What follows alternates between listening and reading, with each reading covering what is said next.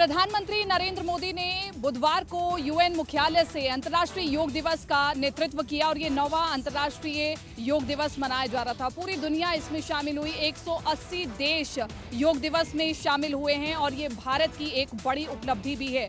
आपको बताएं कि यूएन मुख्यालय से प्रधानमंत्री नरेंद्र मोदी ने कहा कि योग एक माध्यम है जिससे पूरी दुनिया को जोड़ा जा सकता है। योग भारत की विरासत जरूर है, लेकिन इस पर किसी का कॉपीराइट नहीं है, इस पर किसी का कोई पेटेंट नहीं है, इसे पूरी दुनिया अपना सकती है। सबसे महत्वपूर्ण बात यह कि इस बार 48 देशों ने योग को अपनाया है, जो कि अपने आप में एक महत्वपूर्ण बात है और ये भारत की एक बड़ी उपलब्धि भी है। इसी के साथ साथ आपको बताएं कि संयुक्त राष्ट्र महासभा के अध्यक्ष साबा कुरैशी ने इस दौरान कहा कि मैंने सीखा है कि जो शक्तियां ब्रह्मांड में और हमारे अंदर हैं, वे एक ही नियम का पालन करती हैं, वह है संतुलन हासिल करना। योग हमें भौतिक रूप से बदलता है। मुझे अपनी बेटी पर भी गर्व है।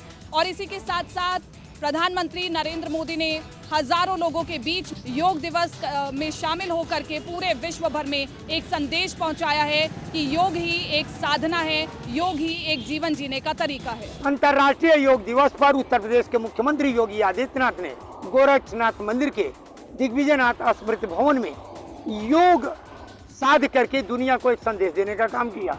साथ ही साथ आपको बता दें, इस योग दिवस के अवसर पर गोरखपुर के समस्त विधानसभा क्षेत्रों में योगा का कार्यक्रम रखा गया था, जिसमें सभी विधायक मुख्य अतिथि के तौर पर मौजूद रहे।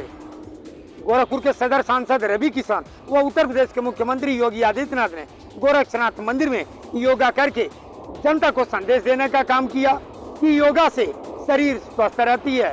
साथ ही साथ आपको बता दें कि सुबह प्राणायाम करने के बाद योगा करने से शुद्धि मिलती है। यही नहीं, उन्होंने यह भी संदेश दिया कि देश के प्रधानमंत्री नरेंद्र मोदी द्वारा जो 2014 से यह योगा का पाठ पढ़ाया गया है, जहां देश के लोगों ने पढ़ा, वहीं विदेशी लोगों ने भी इसकी अनुसरण किया। उत्तर प्रदेश के डिप्टी सीएम ब्रजेश पाठक आज मिर्जापुर की जनता से रूबरू हुए और 9 साल बेमिसाल भाजपा सरकार का एक योजनाओं को, एक जन कल्याणकारी योजनाओं को जनता के सामने रखा तथा अपनी उपलब्धियों को भी गिनाया। उन्होंने अपने तीखी शब्दों में कांग्रेस, सपा और बसपा के कार्यकाल पर भी प्रहार किया। उन्होंने बताया कि आज हमारी सरकार चाहे पर्यटक स्थल हो, चाहे वह तीर्थ स्थल हो, हर क्षेत्र में विकास कर रही है। यही नहीं, मिर्जापुर में भी विकास के झंडे हर जगह गाड़ रही है, चाहे वह सड़क हो, चाहे वह गांव हो, हर जगह, हर क्षेत्र में भाजपा सरकार विकास की नींव रख। जब बात करते हैं सुल्तानपुर की, जहां पर सुल्तानपुर में सांसद मेनका गांधी जी सांसद हैं यहाँ पर, और वो जनता की लोकप्रिय हैं और प्रभावशाली भी हैं। पूर्व केंद्रीय मंत्री रह चुकी हैं। वो अपने कार्यकाल में, इस पूरे 4.5 साल के कार्यकाल में उन्होंने सुल्तानपुर को बहुत सौगातें दी हैं, बहुत से उन्होंने आयाम बनाए हैं और बहुत से उन्होंने चीज़ों को स्थापित कराया है जिससे सुल्तानपुर का विकास हो सके और सुल्तानपुर एक सुंदर सुल्तानपुर बन सके। उसी कड़ी में अगर हम बात करते हैं सुल्तानपुर की मेनका गांधी जी की, कि किस तरह से उन्होंने सुल्तानपुर में 4.5 साल बिताए हैं और किस तरह से उन्होंने कार्य किया है, तो उनके कार्य की जितनी भी हम बातें करें उतना कम होगा, क्योंकि उन्होंने अपने क्षमता से ज़्यादा कार्य सुल्तानपुर के लिए किया है। उसी में सबसे पहली कड़ी में आता है सुल्तानपुर का पशु चिकित्सालय।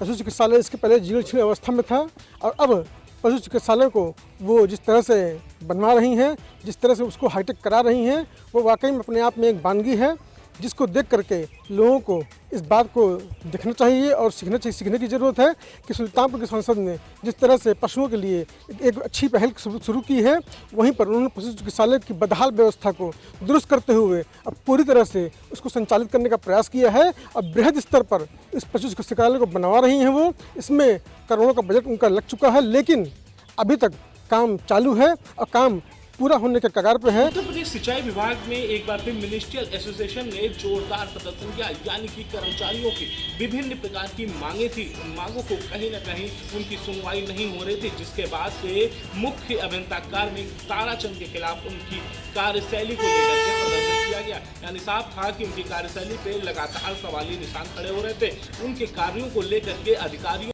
नाराजगी थी, यानी कर्मचारी और अधिकारियों के बीच में कहीं न कहीं बात नहीं बन पा रही थी, जिसके बाद से काफी लंबे वक्त से विभागाध्यक्ष से समय मांगा जा रहा था। समय न मिलने के बाद से आज मिनिस्ट्रियल एसोसिएशन ने जोरदार प्रदर्शन भी किया। इसके साथ ही उन्होंने यह भी कहा कि अगर मांगे नहीं मानी जाती हैं तो आगे भी उत्तर प्रदेश में बड़े पैमाने पर बिजली कटौती हो रही है। इसी को लेकर आरएलडी के कार्यकर्ताओं ने आज डीएम ऑफिस के बाहर जोरदार प्रदर्शन किया। प्रदर्शन करने के बाद एक ज्ञापन सौंपा है। इस ज्ञापन के माध्यम से मांग की गई है कि उत्तर प्रदेश की जनता जो भीषण गर्मी में परेशान हो रही है, ऐसे में बिजली कटौती को बिल्कुल बर्दाश्त नहीं किया जाएगा।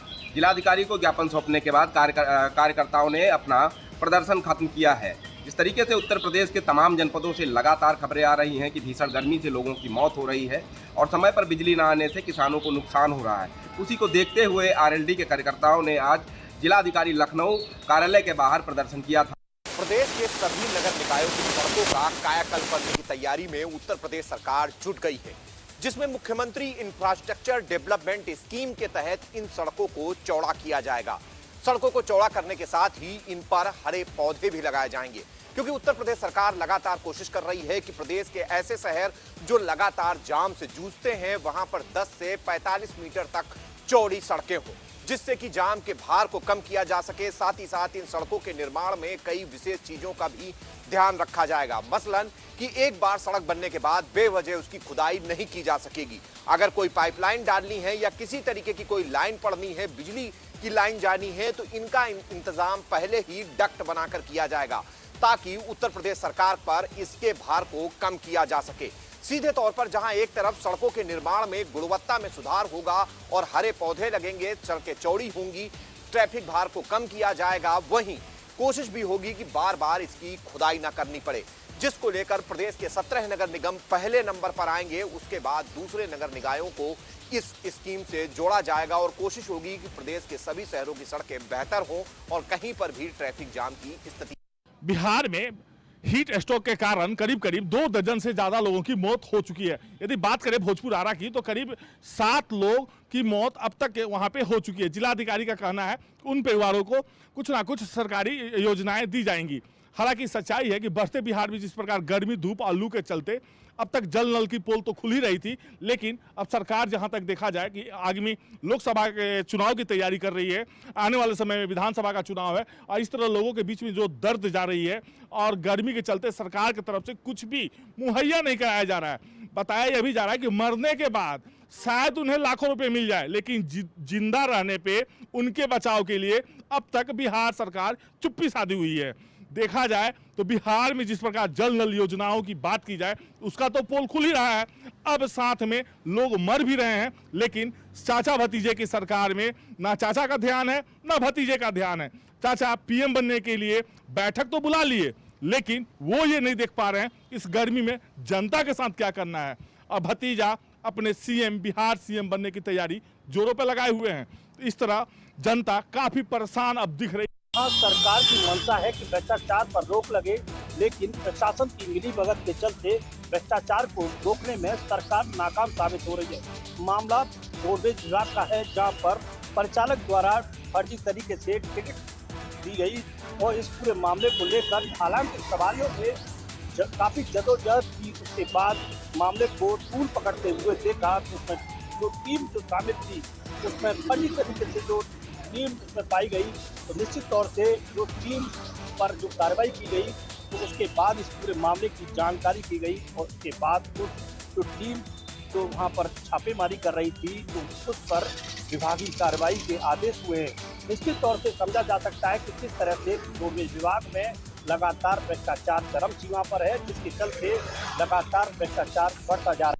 अमेठी के जामो थाना क्षेत्र के लोरितपुर गांव में उस वक्त हड़कंप मच गया जब सुल्तानपुर जिला कारागार में हत्या के आरोप में 2 आरोपियों की मौत की खबर उनके घर पहुंची। जी हां, हम आपको बता दें, ये पूरा मामला जामो थाना क्षेत्र के लोरितपुर गांव से जुड़ा है, जहां पर 26 मई की रात एक कांग्रेस नेता की मुर्गी फार्म पर सोते समय धारदार हथियार से काटकर हत्या कर दी गई थी, जिसके आरोप में जामो पुलिस ने 30 मई को उसी गांव के 2 युवकों को आरोपित करते हुए जिला कारागार सुल्तानपुर भेज दिया था।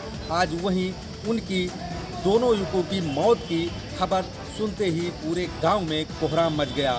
नदी के किनारे संदिग्ध परिस्थितियों में एक अधेड़ का शव मिलने से गांव में मचा हड़कंप। पूरा मामला जनपद बाराबंकी के असंद्रा थाना क्षेत्र का है, जहां पर कल्याणी नदी के किनारे एक झाड़ियों में अज्ञात अधेड़ का शव मिलने से हड़कंप मच गया। दरअसल झाड़ियों में अज्ञात अधेड़ का शव पड़ा था, जिसके बाद वहां से चरवाहे गुजरे। चरवाहों ने जब झाड़ियों में अज्ञात व्यक्ति का शव देखा तो इसकी सूचना पुलिस को दी। सूचना पर मौके पर पहुंची पुलिस ने शव को कब्जे में लेते हुए पंचनामा कर पोस्टमार्टम के लिए भेज दिया। झांसी में अधिकारियों की उदासीनता के चलते एक कर्मचारी को 3 साल से वेतन नहीं मिली है, जिसको लेकर कर्मचारी दाने दाने को मोहताज हो गया है। पूरा मामला झांसी के मऊरानीपुर तहसील क्षेत्र के भंडरा सहकारी समिति में तैनात कामगार का है, जिसने बताया है कि उसको 3 साल से उसकी वेतन नहीं मिली है, जिसको लेकर वह कई बार स्थानीय और ज़िले के अधिकारियों के पास गुहार लगा चुका है, लेकिन अधिकारियों के द्वारा कोई भी उसका जो वेतन है नहीं दिलाया गया है, ना ही कोई यह मामला संज्ञान में लिया गया है। फिलहाल अब उसने फिर से एक बार गुहार लगाई है और मांग की है कि उसे जल्द से जल्द वेतन दिलाया जाए, नहीं तो वह किसी भी घटना को घटित कर लेगा और जिसकी जिम्मेदारी स्थानीय प्रशासन की होगी। हालांकि अब खबर आने के बाद यह देखने वाली बात होगी कि आखिर उक्त कर्मचारी को उसके जो अधिकारी हैं कब तक वेतन दिलवाते हैं और कब तक उसकी सुनवाई होती है, ताकि उसे उसका वेतन मिलने के बाद जो उसकी आर्थिक तंगी है उससे उसकी परेशानी समाप्त हो सके। बिजनौर के रेहड़ में हुआ एक सड़क बड़ा हादसा। जी हां, आपको बताते चलें, बिजनौर के रेहड़ में सड़क का बड़ा हादसा देखने को मिला। तेज रफ्तार बाइक व तेज रफ्तार टेम्पू इतनी तेजी से थे, जब आपस में भिड़े तो टेम्पू में सवार व बाइक सवार व्यक्ति गंभीर रूप से घायल हो गए, जिसमें एक महिला की मौत हो गई। जी हां, आपको बताते चले, टेम्पू में सवार लोग अंतिम संस्कार में शामिल होने जा रहे थे और बाइक सवार लोग काशीपुर से दवाई लेके आ रहे थे। अचानक दोनों तेज गति होने के कारण भिड़ंत हो गई और भिड़ंत इतनी तेज हुई कि 8 लोग गंभीर रूप से घायल हो गए, जिसमें एक महिला की मौत इलाज के दौरान हो गई। बताया ये जा रहा है कि महिला जिसकी मौत हुई है उसका नाम गीता है और वो दवाई लेकर काशीपुर से घर वापस आ रहे थे और जो टेम्पो में बैठे थे वे अंतिम संस्कार में शामिल होने जा रहे थे। अभी फिलहाल अगर बात की जाए तो 7 लोग गंभीर रूप से घायल हैं, सबका इलाज चल रहा है और एक महिला की मौत हो गई है। अगर बात करी जाए बिजनौर में सड़क हादसों की, तो लगातार कोई ऐसा दिन नहीं जाता जिस दिन बिजनौर में सड़क हादसा देखने को ना मिले। उसका मुख्य कारण यही है, शराब पी के गाड़ी चलाना, तेज वाहन का प्रयोग करना, एक बाइक पर 3 बैठना और कहीं ना कहीं यातायात नियमों का पालन ना करना। तो न्यूज़ 1 इंडिया सभी दर्शकों से अपील करता है कि यातायात नियमों का पालन करें। बिजनौर तेज रफ्तार का कहर रुकने का नाम नहीं ले रहा है। ताज़ा मामला रायबरेली के जगतपुर थाना क्षेत्र के नवाबगंज मेले के पास का है, जहां तेज रफ्तार ट्रक ने बाइक सवार को जोरदार टक्कर मार दी और बाइक सवार एक युवक की मौके पर दर्दनाक मौत हो गई, वहीं दूसरा गंभीर रूप से घायल है। और घायल को स्थानीय लोगों की मदद से CHC पहुंचाया गया, जहां से गंभीर हालत देखते हुए डॉक्टर ने उसे जिला अस्पताल रेफर कर दिया है। वहीं ट्रक चालक जो है ट्रक छोड़कर मौके से फरार हो गया। मौके पर पहुंची पुलिस ने शव को कब्जे में लेकर और पोस्टमार्टम के लिए भेजा है। वहीं ट्रक को भी कब्जे में लेकर चालक की तलाश जारी है। फिलहाल अब देखना ये होगा कि चालक पकड़ा जाता है या नहीं, ये देखने वाली बात होगी। तेज रफ्तार का कहर रुकने का नाम नहीं ले रहा है। ताज़ा मामला रायबरेली के जगतपुर थाना क्षेत्र के नवाबगंज मेले के पास का है, जहां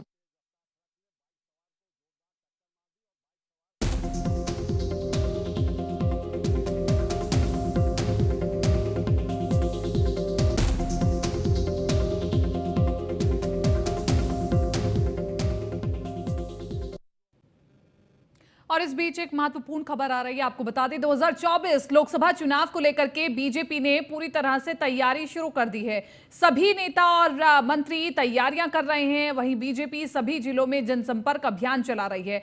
इसी को लेकर के बीजेपी के राष्ट्रीय महासचिव अरुण सिंह आज सहारनपुर पहुंचे, जहां जनता से जनसंपर्क किया और केंद्र की मोदी सरकार के 9 साल में हुए कामकाजों को जनता के सामने रखा। मनमोहन सिंह की बातें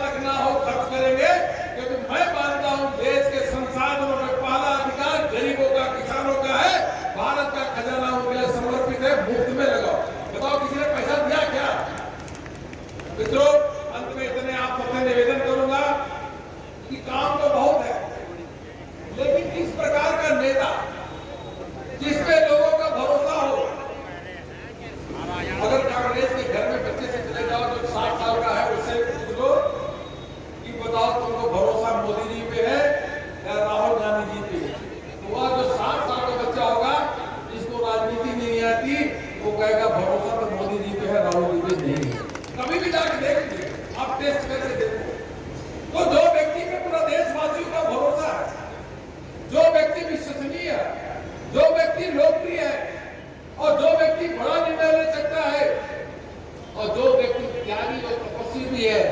जो व्यक्ति झाड़ू लेकर के सड़कों पर निकलता हो, स्वच्छता कर्मचारियों का पैर धोने का काम करता हो, ऐसे सर्वगुण संपन्न व्यक्ति, देश के नेतृत्व करने वाले मोदी जी इस प्रकार के 10-20 साल में नहीं लेते। इस प्रकार के महापुरुष जो है, इस प्रकार के जो नेतृत्व करने वाले व्यक्ति है, 100 साल में एक बार जन्म लेते हैं, जो मोदी जी के रूप में जन्म लिया है, यह मान के चलो। इसलिए आप सब से मेरा निवेदन है कि पूरा जाकर के लोगों से चर्चा करिए, बात करिए और एक बात का संकल्प लेके जाइए कि सहारनपुर की लोकसभा कितना अपने मन में कभी कभी लगता है कि यार पूरे देश भर में चुनाव जीते, 2019 हुआ उसमें अधिक सीटें 2014 से हम जीते, लेकिन सहारनपुर की लोकसभा उस बार हम नहीं जीत पाए। एक संकल्प लेके जाइए, लोगों से चर्चा करिए कि इस बार 2024 के तक सहारनपुर की लोकसभा अगर कोई जीतेगी तो भारतीय जनता पार्टी जीतेगी। फिलहाल इस बुलेटिन में मेरे साथ इतना ही।